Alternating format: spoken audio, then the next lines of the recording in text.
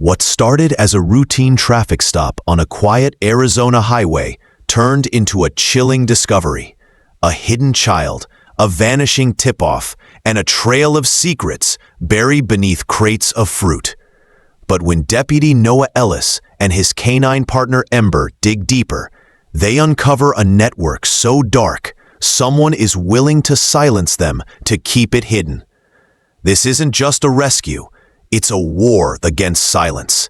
If you're new to the channel, please subscribe and like the video. Tell us where you're watching from in the comments. If this story moved you, we'd love to hear your thoughts. Drop a comment below and let us know what you think.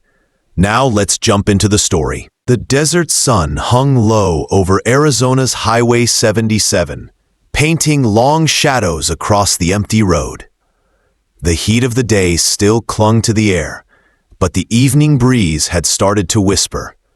Deputy Noah Ellis sat behind the wheel of his patrol truck, his window down, one hand resting near the radio. Beside him, in the back seat, his canine partner Ember sat upright, ears forward, always alert. Ember had been trained for scent detection, tracking, and search and rescue. But more than that, she had instincts no human could match.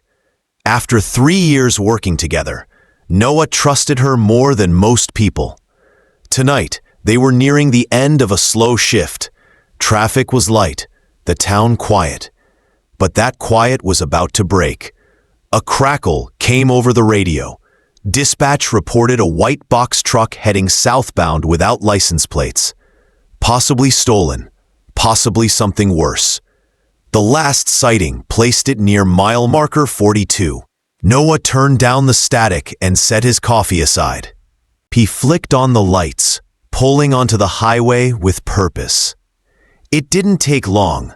Within minutes, the truck came into view. A white vehicle, dusty, worn, barely holding together. The back bumper dragged low, the panels rusted. Noah tailed it for a minute, noting the way it drifted slightly in the lane. He tapped the siren once. The truck slowed and pulled to the side. Gravel crunched under the tires. Noah parked behind it, took a deep breath, and stepped out. Ember stayed still, eyes locked on the vehicle. Noah approached the driver's window cautiously. He kept one hand near his sidearm, just in case. The driver, a thin man in his late 40s, looked up, eyes wide, hands trembling. "Evening, sir," Noah said. "License and registration, please." The man fumbled with his wallet, dropping it twice before handing over his ID. Noah glanced at it. Clean name, nothing flagged. Still, something felt off. "What's your destination?" Noah asked. "Just delivering produce," the man replied, his voice tight. His eyes flicked to the side mirror. Noah noticed. He narrowed his gaze. "Do you mind if I check the cargo area?" "Just a routine look." Before the man could answer, a low growl came from the patrol truck. Ember was on her feet now, body stiff, eyes fixed on the back of the box truck.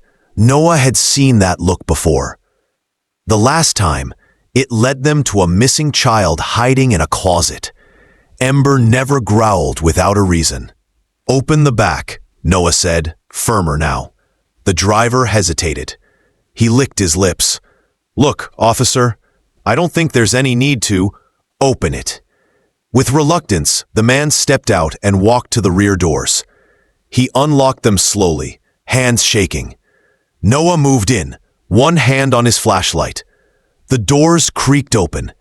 Inside were rows of boxes labeled avocados. The smell was right. The packaging looked legitimate.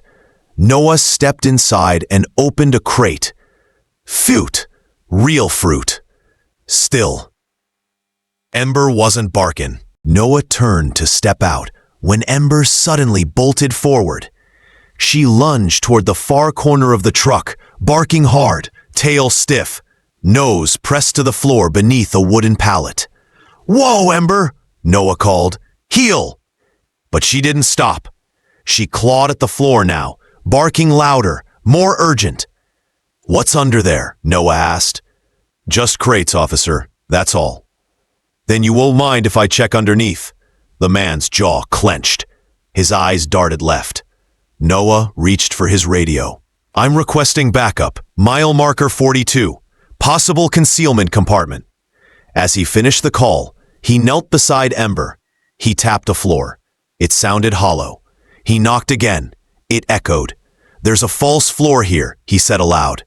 The driver moved. "Stay where you are," Noah ordered, standing up. But the man didn't listen. He took off running, feet kicking up dust as he darted into the brush. Noah reached for his sidearm, but didn't fire. Instead, he spoke into his mic. "Suspect fleeing on foot, heading east. Vehicle secure. Backup requested." He turned back toward the truck. Ember was still clawing at the hidden panel. Then Noah heard something.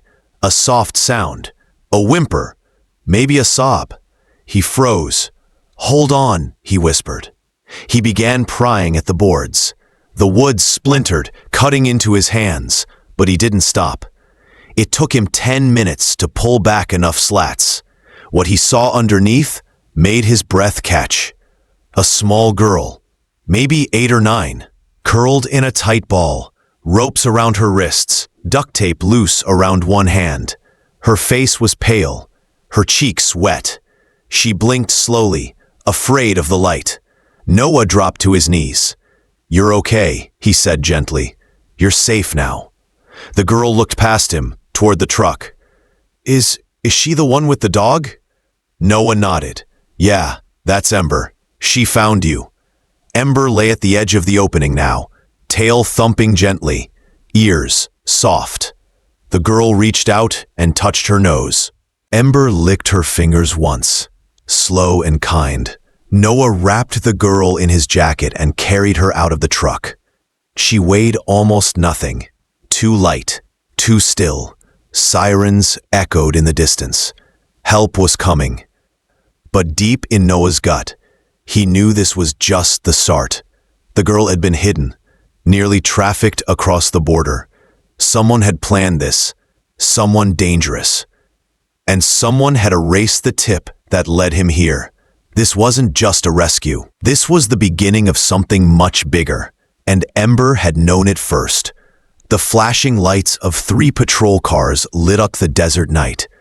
Paramedics carried the girl gently from the back of the truck. Her face was blank, as if her fear had drained her completely.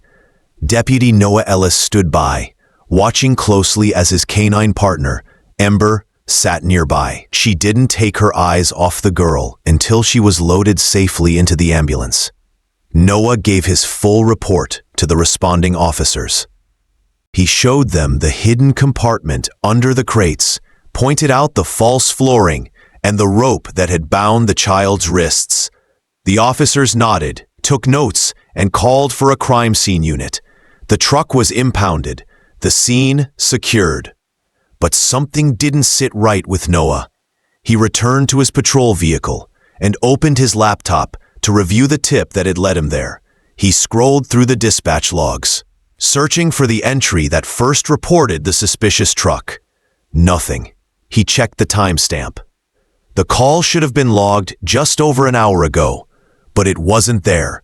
Not the audio, not the number, not even a mention of the alert. He tried another system. Still nothing. Noah rubbed his forehead. Calls don't just disappear. Someone had deleted it. And that meant one thing. Whoever tipped them off had access to law enforcement systems, or they knew someone who did. He shut the laptop and looked back at Ember. She watched him silently, tail still, ears twitching. "You felt it before anyone else," he whispered. "And now, something's off again." Back at the station, Noah handed over his initial evidence and wrote up his statement. His supervisor, Lieutenant Bryce, read it twice. "You're saying a little girl was hidden in that truck?" Bryce asked. "Yes, sir, and she wouldn't have been found without Ember." "You're also saying the call that tipped you off has vanished?" "That's right." Bryce didn't say anything for a long moment. Then he closed the folder and looked Noah in the eye. You need to leave this alone for now. There's already federal eyes on similar cases. Let them handle it. Noah clenched his jaw. Sir, with all due respect, someone almost smuggled a child to our jurisdiction, and they scrubbed the tip from our logs. Exactly why you need to step back. We're not trained for this level. Let them work. Noah didn't argue, but his gut told him something darker was happening. This wasn't just a trafficking case. It was part of something bigger. He drove home that night, the desert wind swirling dust across the road. Ember sat beside him in the passenger seat. She hadn't relaxed since the rescue. She refused her treats. She whined at the front door. She paced by the windows, restless. And the next morning, she stood by the truck, tail down, ears forward, waiting to go. So Noah followed her lead. They drove the border roads, the back highways, the spots no one paid attention to. Ember sniffed the air, listened to the wind, and guided Noah to a stretch of old warehouses west of town. Most were abandoned, long forgotten, but one stood out. A rusted warehouse with a broken fence and fresh tire marks in the dirt. Noah parked a few blocks away and approached on foot. Ember stayed close, nose low, tail stiff. They entered through a bent section of fencing. Inside, the air was dry and stale. Broken crates littered the floor. Then Ember froze. She moved to a corner behind stacked pallets and began to sniff. She pawed at something hidden beneath the debris. Noah followed. He knelt and pulled away the boards. There, behind a pile of rotted boxes, was a small, stuffed animal, a rabbit with one ear missing. Next to it was a child's sock, a wrapper, and a torn pink ribbon. He picked up the rabbit. Inside the ear was a name stitched in faded thread. Mia. Noah stood slowly. She had been here. This wasn't just a trafficking route. It was a holding space. Maybe for a day, maybe longer. And no one had noticed. No one had reported it. Back at the station, he tried again to raise the alarm. But Lieutenant Bryce called him in.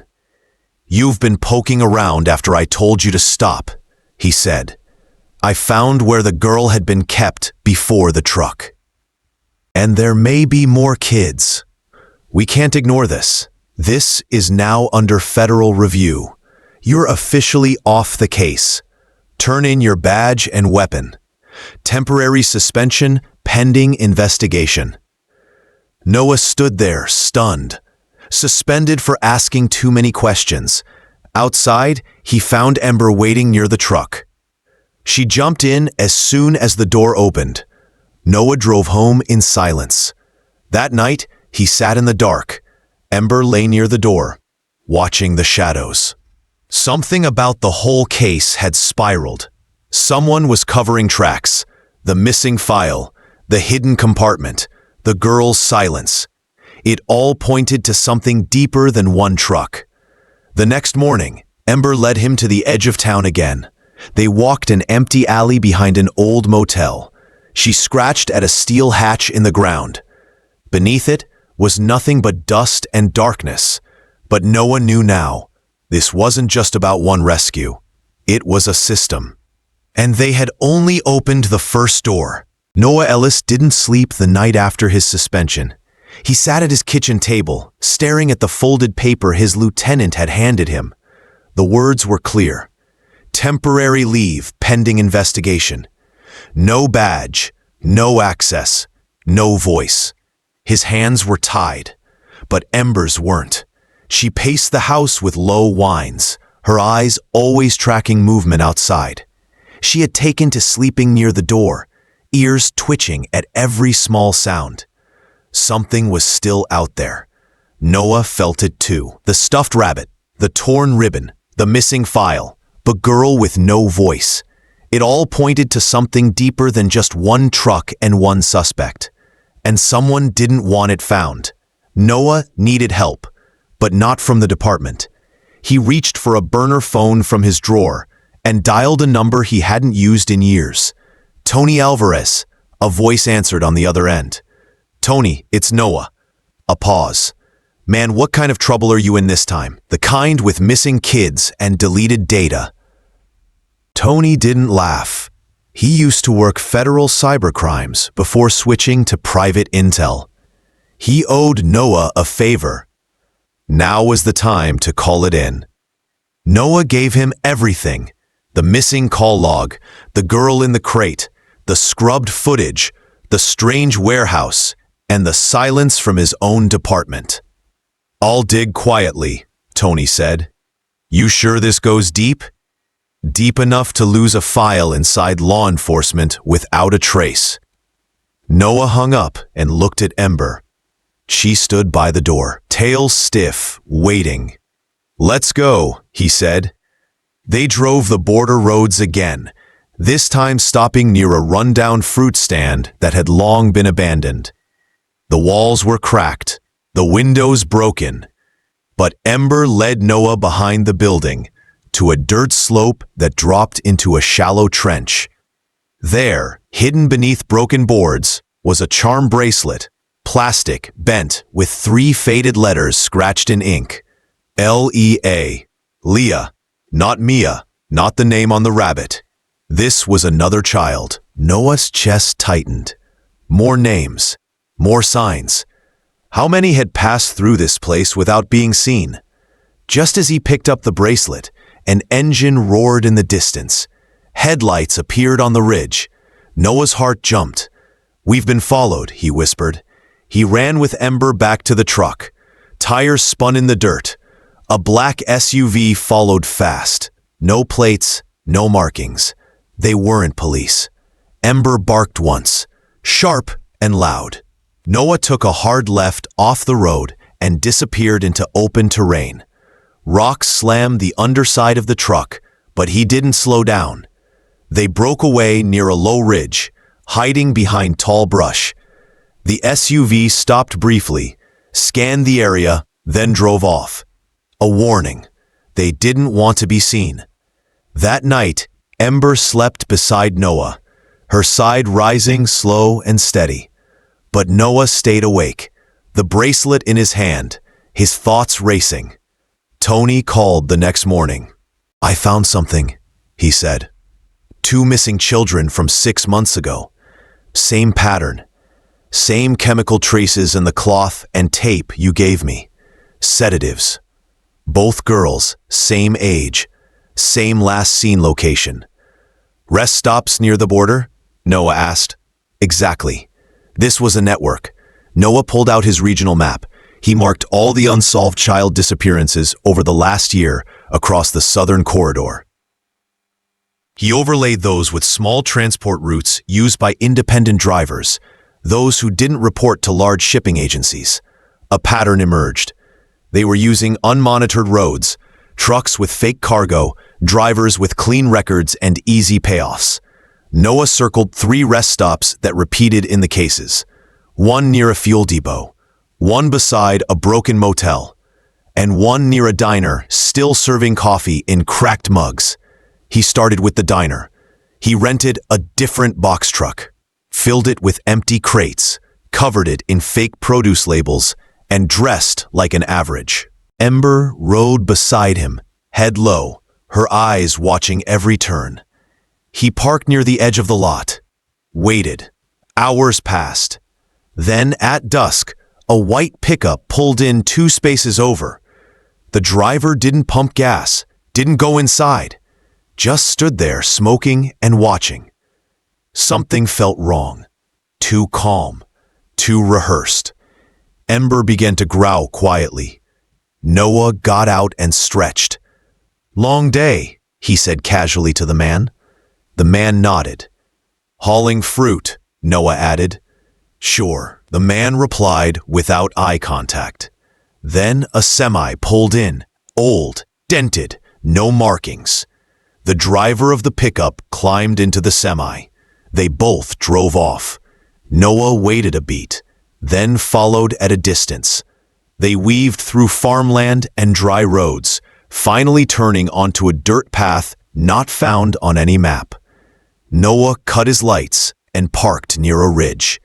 He and Ember crept forward on foot. They reached a crumbling livestock depot surrounded by broken fencing. No lights, no signs, no traffic. But inside the warehouse, shadows moved. He looked through a broken window. A child, barefoot, silent, stood near an open trailer. Inside, he saw cages. Real cages. His heart pounded. No signal on his phone. They were too far out. "We need proof," he whispered. He moved forward, snapped a few quick photos, faces, plates, the girl. Then a sound behind him. A rock. "Hey!" someone shouted. "Flashlights. Run!" he told Ember.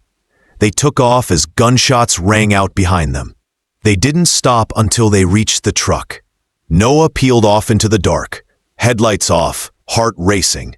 As he drove, he called Tony again. "I saw it. They're moving girls, tonight." "Stay alive," Tony said. Noah transferred the photos to backup drives and sent them to 3 trusted contacts. This wasn't a theory anymore.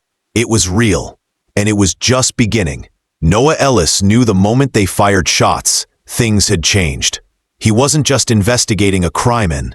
He had become a threat to people who were used to hiding in the shadows. The raid on the livestock depot had saved several girls. Photos from Noah's camera confirmed it. 4 men were arrested. Cages were found. But one child, the girl he had seen in the trailer, was missing. She had vanished before the FBI arrived, just like the driver in the white pickup. Gone without a trace. Noah sat on his porch the morning after, Ember resting at his feet. Her side was bandaged. She moved slower now, still healing from the deep cut she'd taken during the chase. It wasn't life-threatening, but it was personal. They weren't trying to kill her. They were sending a message. He sipped black coffee and stared at a simple plastic bracelet on the table. The one with the name Leah scratched into it. He wasn't finished. 2 days later, Noah received a package with no return address. Inside was a flash drive and a note that read, "Thank you for not stopping." He plugged it into an isolated laptop. What he saw chilled him. Security footage. One clip showed the interior of the sheriff's office. The moment someone deleted the original tip-off call from the system. The person in the video was Sheriff Dane Mills, his own boss, the man who suspended him. Noah sent the footage to Tony. Within 48 hours, Mills was arrested on federal charges. 5 others were named in the investigation. 2 of them worked in county records. One handled licensing for small shipping contracts. It wasn't just corruption. It was coordination. But the girl, Leah, was still out there. Noah went back to his map. He ignored roads with cameras and checkpoints. Instead, he focused on the places GPS didn't reach. Areas where cell signals dropped. Old smuggling paths used during Prohibition. Stretches of dirt road between the border and the rail lines. That's where he'd find her. He rented another box truck, disguised it with fake produce labels, and dressed the part. Dusty ball cap, worn boots, fake delivery sheets. Ember rode beside him, quiet, her eyes scanning every mile. As they neared the coordinates, the terrain changed. Fewer signs, more dust. They passed an old produce stand, long abandoned. That's when Ember sat up. Her ears twitched, her nose pressed to the air. Noah pulled over.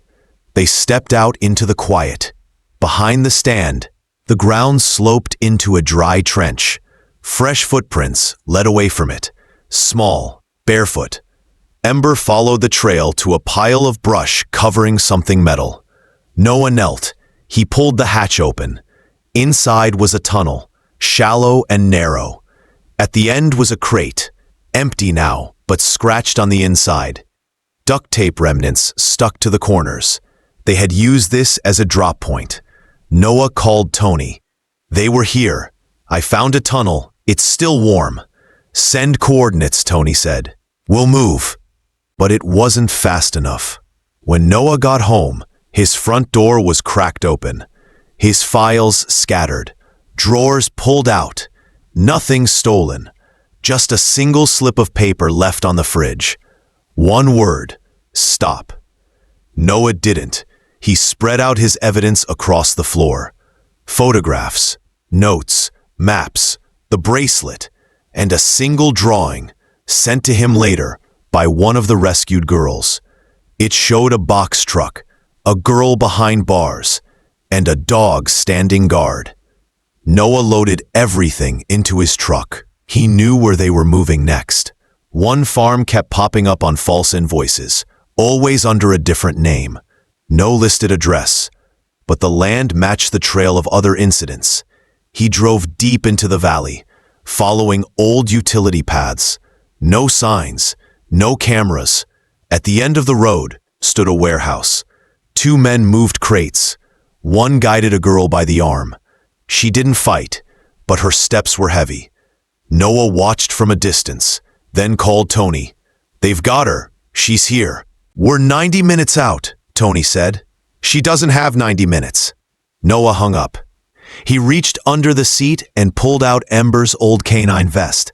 She sat still as he strapped it on. Her tail didn't wag. She just stared forward, focused.